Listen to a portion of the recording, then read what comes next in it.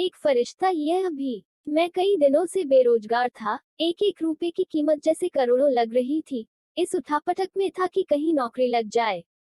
आज एक इंटरव्यू था, पर दूसरे शहर जाने के लिए जेब में सिर्फ 10 रुपए थे। मुझे कम से कम 200 रुपयों की जरूरत थी। अपने इकलौते इंटरव्यू वाले कपड़े रात में धो, पड़ोसी की प्रेस मान के तैयार कर पहन, अपने योग्यताओं की मोटी फाइल बगल में दबाकर 2 बिस्कुट खा के निकला। लिफ्ट ले, पैदल जैसे तैसे चिलचिलाती धूप में तरबतर।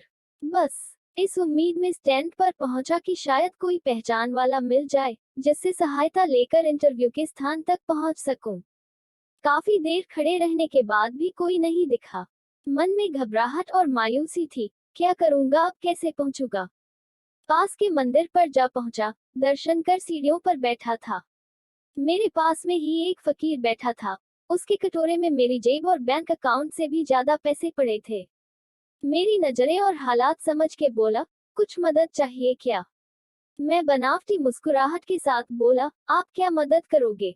चाहो तो मेरे पूरे पैसे रख लो।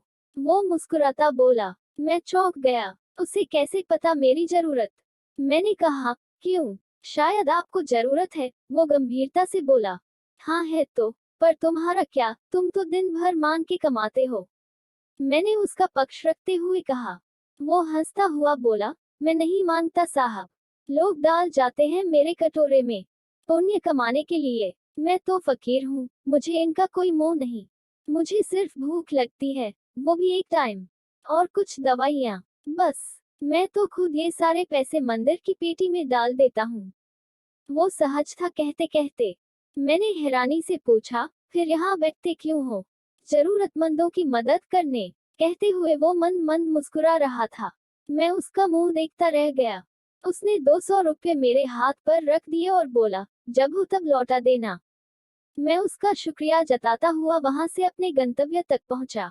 मेरा इंटरव्यू हुआ और सिलेक्शन भी। मैं खुशी खुशी वापस आया, सोचा उस फकीर को धन्यवाद दे दूं। मैं मंदिर पहुंचा। बाहर सीढ़ियों पर भीड़ लगी थी। मैं घुस के अंदर पहुंचा, देखा वही फकीर मरा पड़ा था। मैं भौचक्का रह गया। मैंने दूसरों से पूछा, यह कैसे हुआ? पता चला, वो किसी बीमारी से परेशान था, सिर्फ दवाइयों पर जिंदा था। आज उसके पास दवाइयां नहीं थी और न उन्हें खरीदने के पैसे। मैं अवाक सा उस फकीर को देख रहा था। अपनी दवाइयों के पैसे वो मुझे दे गया था। जिन पैसों पे उसकी जिंदगी का दारोमदार था, उन पैसों से मेरी जिंदगी बना दी थी।